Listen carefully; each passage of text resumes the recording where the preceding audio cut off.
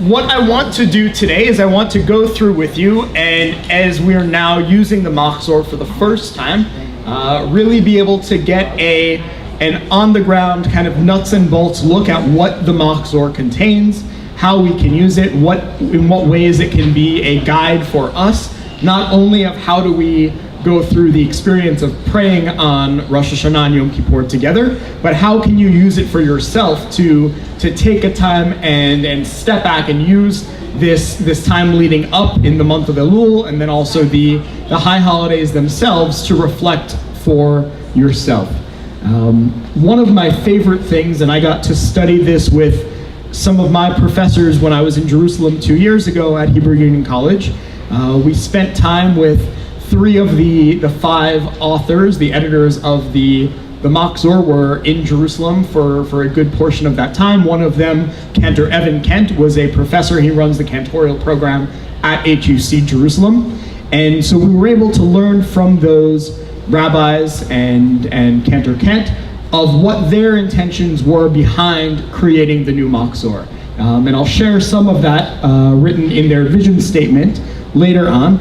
But one of the things that I think is the most important piece of this that I want to invite you to do, even right now while we're talking, is to let your eyes wander. And during services, it's okay to not just be on the same page of looking at where we are, but there are the Hebrew prayers, like in our weekday and Shabbat prayer book, our Siddur, Mishkan Tefillah. There's the Hebrew, and on one side, on the right hand, top right, typically, we'll have everything in here is in transliteration, which is new from our last Machzor.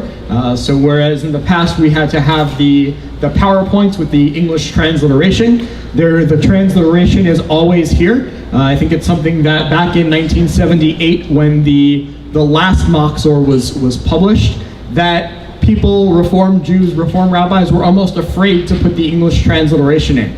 They didn't want to be seen as, we don't know Hebrew. And I think that we've kind of taken it and flipped that to be more of an inclusive factor, that we want everyone to be able to understand what we're doing. And it's okay for us to have the English on the page and the transliteration on the page. We want you to connect with this however it is that you can. So we have the Hebrew on the top, we have the transliteration beneath it. Well, typically the next English translation that comes through right under the transliteration is typically closest to the Hebrew itself. So that's the most faithful translation of the text. But then elsewhere on the page, you'll have on the other side interpretations and poetry. There's a lot more poetry in this Machzor than we've ever had before.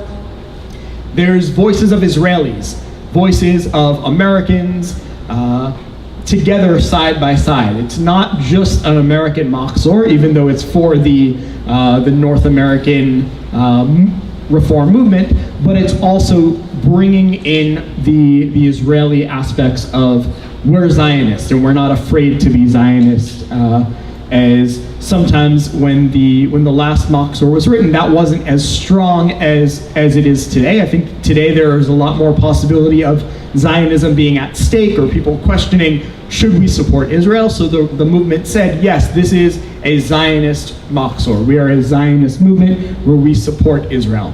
And so the inclusion of Israeli authors, people like Yehuda Amichai, being able to be side by side with things from Psalms and poetry that's from biblical origins. Yes?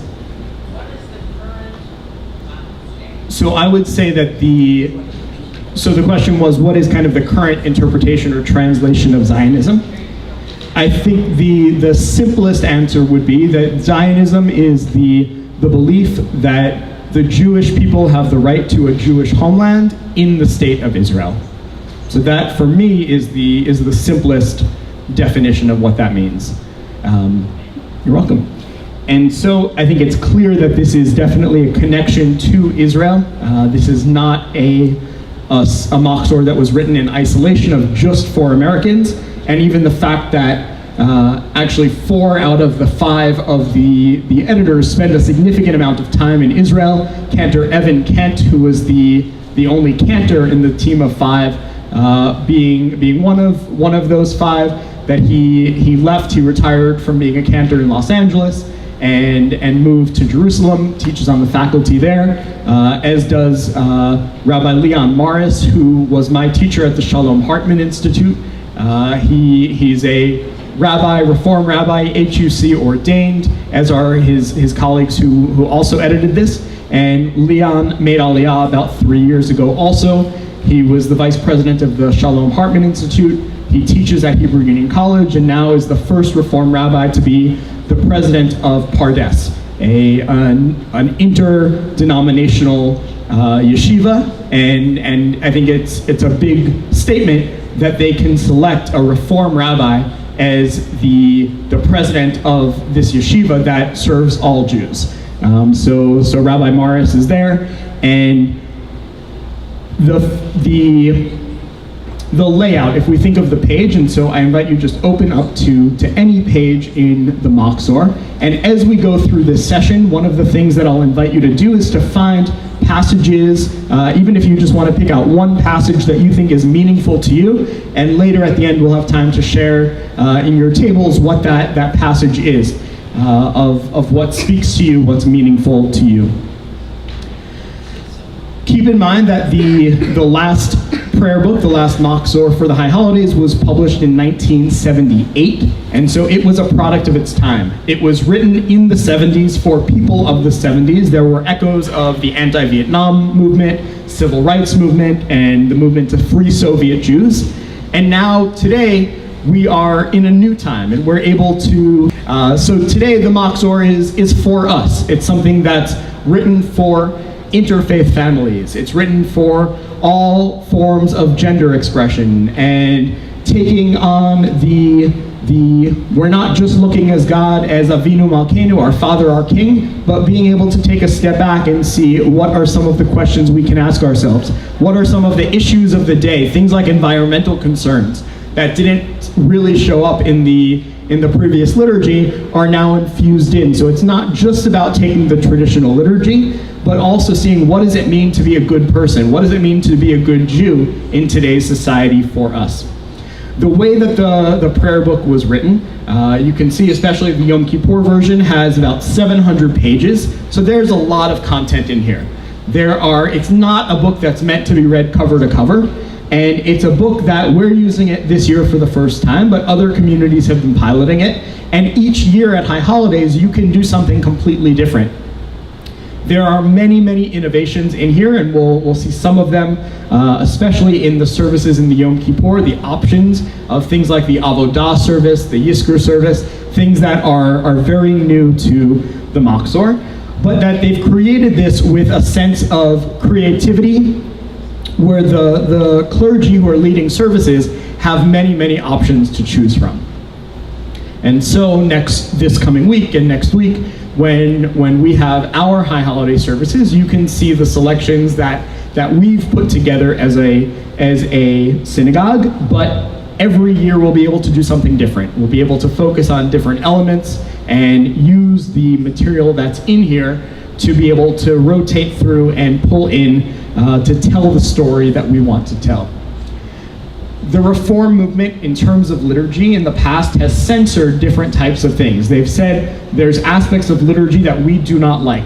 Things about messianism and any references to King David, the Messiah, the world to come have typically been removed from our liturgy.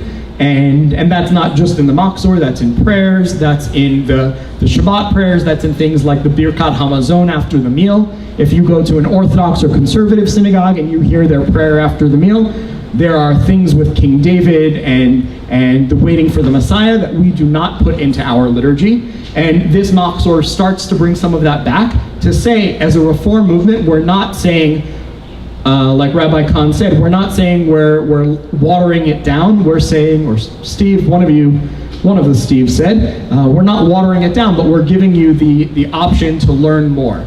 And so there are things that are brand new to us as our Reform liturgy that we've drawn on what some of the traditional liturgy is. And examples of that are specifically about King David and the Messianic time, the restoration of the monarchy, all of that is in. And one of the one of the places we do that, we have an entire service called the Avodah service in the Yom Kippur liturgy toward the end of Yom Kippur, on Yom Kippur afternoon, where right before Ne'ilah we have reminiscent of going up, ascending the steps. There's Shir LaMa'alot, the song of ascents, that as you walk up, if you've been to the Kotel in Jerusalem, if you've been on the southern side where there's excavations on not the western wall but the southern side of the wall, and you can walk up those steps and you can see where there was the walkways and the arches to get up into the Temple Mount, the top Har HaBayit. You can go up there, and there's songs that Jews typically have sung as they ascend those steps. And so there's 15 steps, and you can see those 15 steps listed in the Yom Kippur liturgy, with an entire service called the Avodah service, which is reminiscent of the sacrifices that went on in the temple itself, that now we replace this and we give you a way of having some memory, some remnant of that through this liturgy. One of the things that the martyrs, the couple who, Sheldon martyr and his wife Janet, who were two of the other authors, editors of this Machzor, they wrote about the Israeli poetry. So there are over 60 Israeli poems in the Machzor, which is for the first time in our movement a priority to put Israeli poetry in. And so not to say that we have to look at all of it, but that they have these. We have piyutim, the traditional songs and Hebrew poems, but we also have these modern interpretations and writings by current contemporary Israelis who are able to add to the flavor of our Machzor. There's choices in terms of the translation. There are parts where we've made changes in the Reform movement for things like the Hashkivenu prayer in our current Siddur. We've taken out Malkeinu, which means God is our king, and we've replaced that with Shomreinu in the Hashkivenu prayer, which means our protector, but it's also a gender-neutral term. And for the high holidays, they intentionally made the decision in this Machzor to go back to what the original traditional text is of Malkeinu, not to wash away any of the progress in terms of gender equality that the Reform movement has, but to say that on the high holidays, we have this metaphor of God as king, sitting in judgment. We have Avinu Malkeinu, our Father, our King, it literally means. And so, while still maintaining a gender-neutral intention and overall, and we're looking at all different parts of the service, in this prayer we went back to the traditional liturgy to say, here's what the traditional liturgy has to say, and as a community you can make the choice, which word do you sing when you sing the prayer. Same thing if you look at the Amidah. The Amidah in any of our services here, where we have the Givurot prayer, we took away the word Hametim, which is in the traditional liturgy of God reviving the dead. Metim is the ones who have died. And we, in our outside of this, in our Mishkan Tefillah, our normal Siddur, our weekday and Shabbat Siddur, we have Mechaye HaKol, who gives life to all, rather than who revives the dead. And here, instead of putting it in parentheses or not including it at all, we have it with a slash. So to say, it's up to you on this day, how do you as a community want to pray? And that it's okay that while we're praying, if Steve is saying one word, Jackie can say a different word, and there's a slash and we can say it and it goes on together, and we're all able to do that. And so, as I said before, during the services, as we are praying, allow yourselves to look across. Don't feel the need to stay on the same page as us. Let your eyes wander, go off, read the poetry, look at both sides of the page, look at the next page. There's also gray boxes that you'll see. These gray boxes here give alternate readings. There's also a lot more scholarly work that's been added into this. So you'll see the footnotes that are in the bottom of most every page.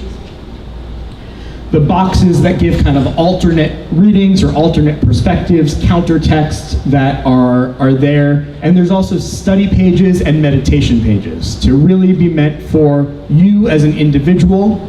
You're sitting there, we're part of a community, but this book is for you directly.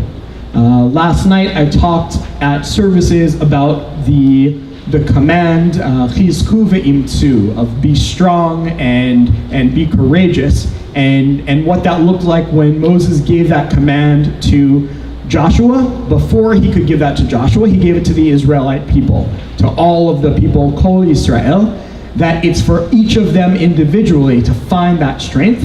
And just like that, I feel that this service, this Machzor, is a way to say, we're gathering all of us together. God's hearing all of our prayers. We're together, supported by friends and family and community, but yet it's at the same time about each of us alone.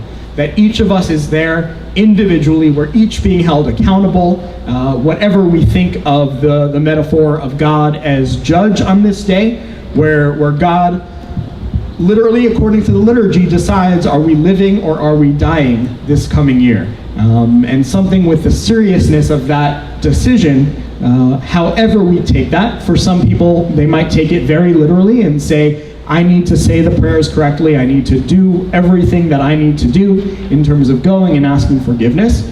Other people might take it a little bit more flexibly and saying, what's the intentionality behind that? And so wherever we are on that spectrum of what we believe God does on this day, I shared this morning the analogy of there being 3 books. The Talmud tells us there are 3 books that God picks up and writes in on that day. The first book being the book of everyone whose fate is sealed, that they are going to live for the coming year. The third book being everyone whose fate is sealed, that they will not live in the coming year. But the middle book being the place where the bulk of us are, where it's in our own hands of what it means for us to really live. And all of the things that make up our lives, and as we go on in our year, all of the things that we decide to do when God puts our name down in that book. And in the prayer Unatane Tokef, that if you were here last year, Rabbi Khan, I believe, spoke about Unatane Tokef. That prayer, the last line, it talks about the signature of every human being in that book. And so I like to think of the image of God waiting for each of us, a line of all of us coming to come up to God and put our name, to sign our name in the book of life. But what does it really mean when we are the ones to sign our name and put it in the book of life? I want to show you a couple of things. So if we take the Rosh Hashanah book, I'll show you in the gold version of the book. We'll go through a little bit of what's in that book. And as I said before, feel free to let your eyes wander and look at other places. If we turn to page 2, so looking at the very beginning, you can see there's so much in terms of the study and reflection.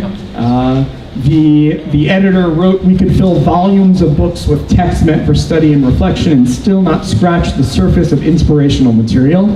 So all of these blue shaded boxes that we have are places where you're invited to spend the time reading, studying silently on your own. These are the private places in the book, these blue boxes, where it's intentionality for you to set your own time and connect in whatever way. You'll also notice the rubric labels, they call them, the sidebars that have the outline of the service on the side, similar to our existing Siddur, and that helps you understand where you are in the service. So that's the one example of types of pages in here. On pages 6 through 9, we have songs and poems to get us started. So these are things that are meant for group participation. So there's the balance between what do we do as individuals and what do we do as a group. And so when we sing songs together as a group, you'll see that we have both the modern and ancient songs side by side. There are things, one of the nice things that I like about this is it includes the date of birth of and the dates of the lives of the authors of the various psalms or readings in here. So you can see who are these people that are writing, at least when are they writing, when is their lifetime, to see that it's cutting across all different aspects up to the current day. On pages 12 and 13, we get some opening prayers. And so page 12, they use the title of a painting from Chicago called This Autumn Night.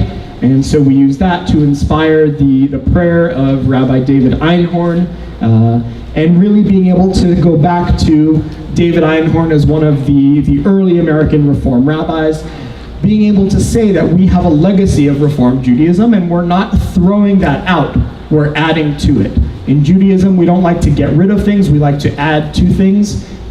If, for instance, some people after going through an illness, they'll take on another Hebrew name, they don't get rid of their original Hebrew name, they add another name on top of that. So just like that, we're keeping in some of the elements of the favorite pieces of congregants as they went through the last Machzor, the Gates of Repentance, but also going back to the Union Prayer Book and some of the really early reformers in American Reform Judaism to be able to keep their legacy and just build on it. On page 15, we get to the sounding of the shofar. So this is something that's also new in terms of the timing of putting this in at the beginning on Rosh Hashanah evening. It's also something that many congregations have already been doing, and so they're making this change in the liturgy to reflect the practice.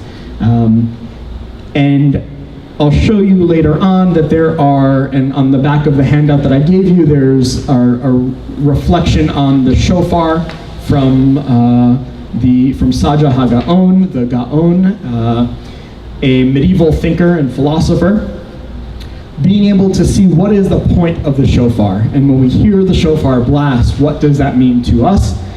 And the way that they've structured the shofar service, they're really using that as, I would argue, the main theme of the prayer book of the Machzor is based around the shofar service. They're using that to distinguish between time. They're using that to cut across all of the services and use these different elements of the shofar service to break it up.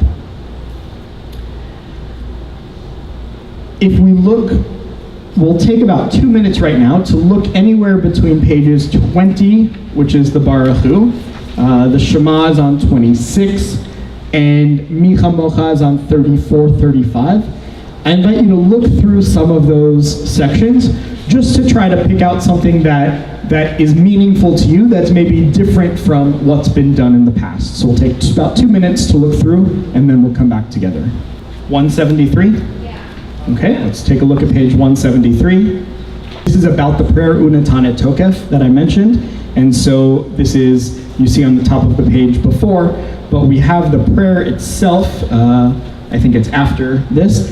But we have the prayer, but then we have these readings that interpret it. And it takes that last line of Unatane Tokef, which is how can we respond? And the ways in which we can respond to this prayer are tefillah, tzedakah, and let's see, we have the order here, teshuvah, tefillah, and tzedakah. So through these three ways, that's how our fate can be in our own hands. So we have, this comes after the prayer of who will live and who will die by fire, and who by water, by strangling, and by stoning. But the last line of that is, these are the ways in which we can take our own fate into our own hands. And I think that's the part that this reading reflects on, of how can we use those three things to really make it for ourselves. Something just to point out, you can see just this page happens to be 4 contemporary authors, 3 of them rabbis. 2 of them, Rabbi Wenig and Rabbi Penkin, are on the faculty of Hebrew Union College. So this was a big push to get rabbis who are in the field, rabbis who are training the next generation of rabbis, also to give their commentaries into the prayer book so that it gives it a full sense of rabbis throughout time. And there are even people who were rabbinical students when they wrote their commentaries on here, or people who were newly ordained rabbis, that they're also in here. And there's American rabbis, Israeli rabbis, writing side by side to give their commentaries. Other pieces of the liturgy that stand out to you? I like 23. Page 23, a prayer for wind and sun. Let's take a look.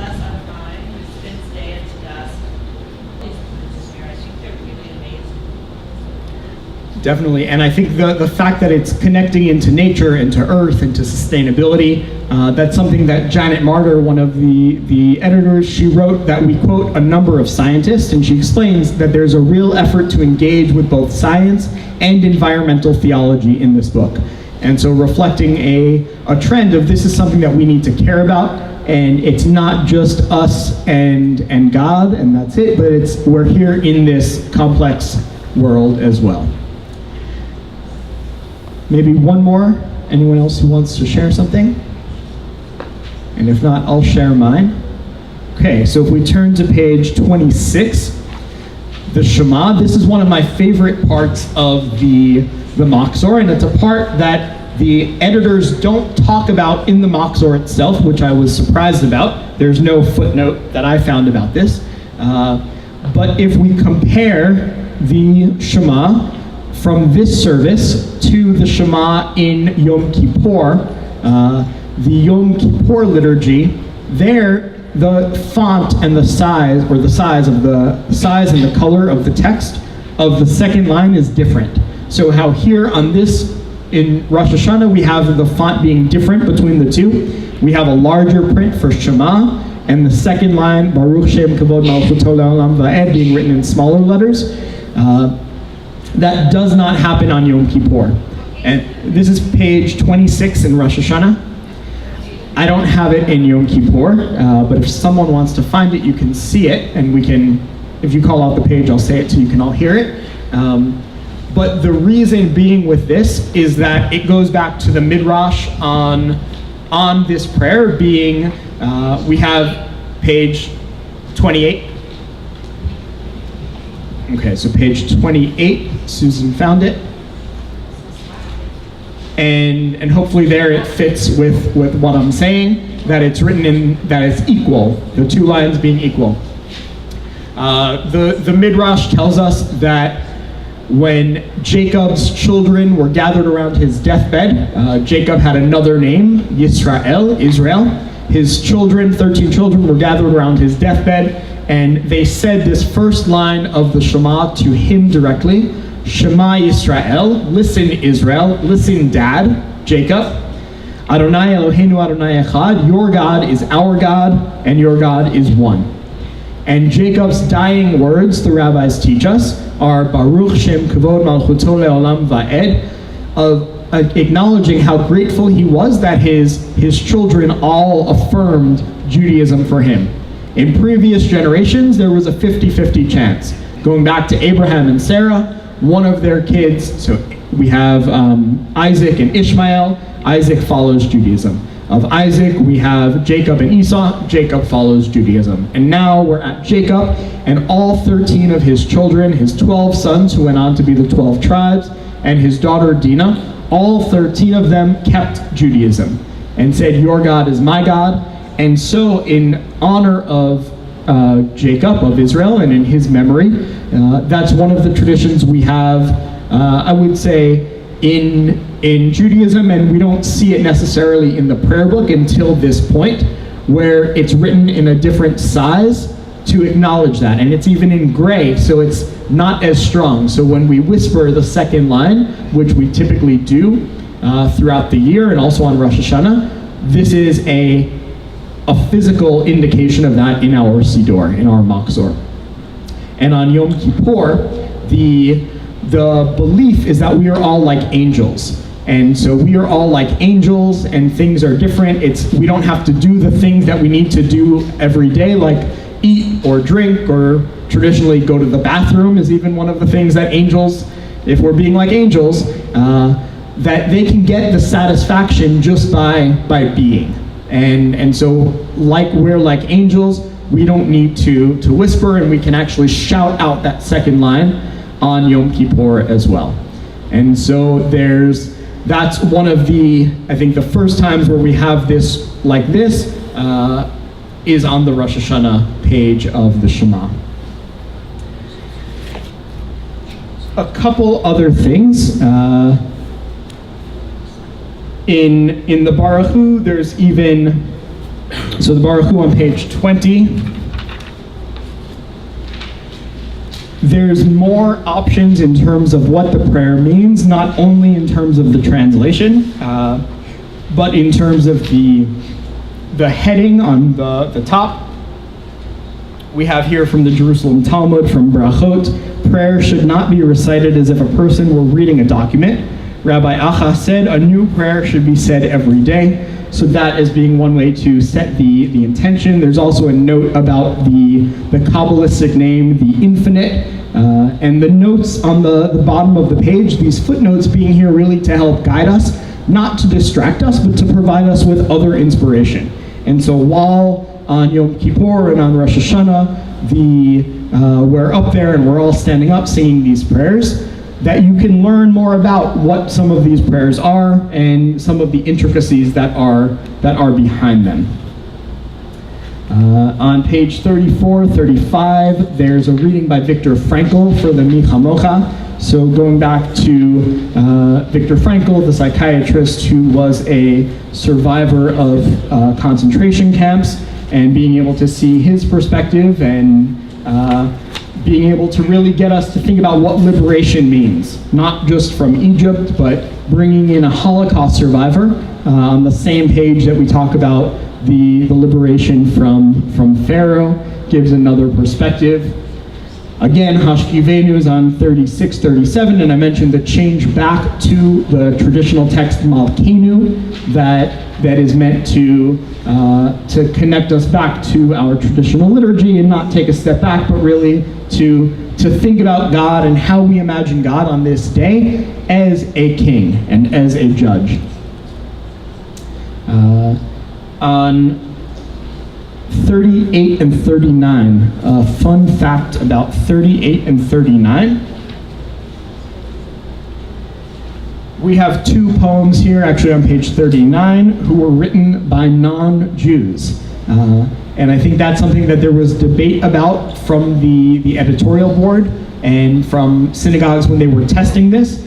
And what they decided was they would keep this in as a way of saying there's nothing in here that distracts from the intentionality of our prayer service.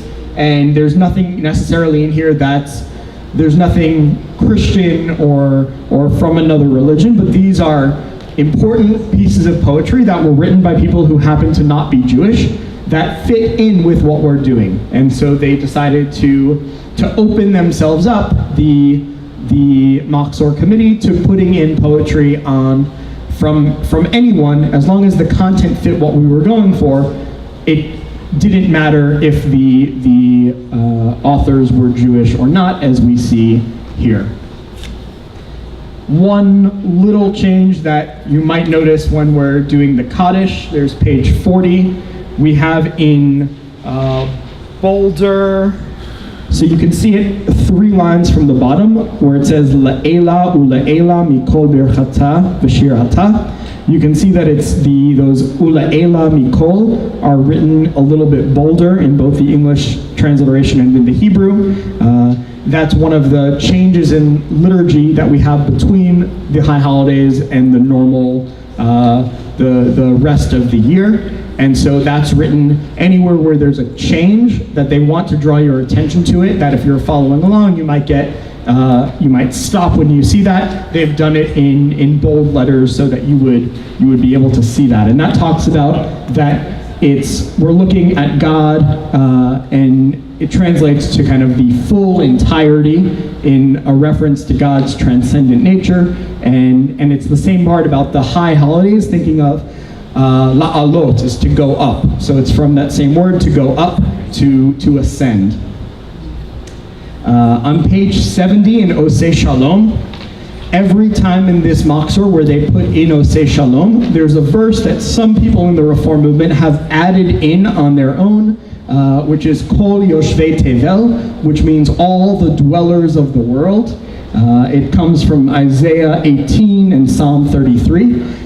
That the Machzor put in, and we have it in Oseh Shalom, and here it's been our custom, sometimes when we sing Oseh Shalom, that will include it. Other Jews, when they say the mourner's Kaddish, they include that line there as well. It's been our tradition that we don't do that. We do the Mourner's Kaddish as it's written.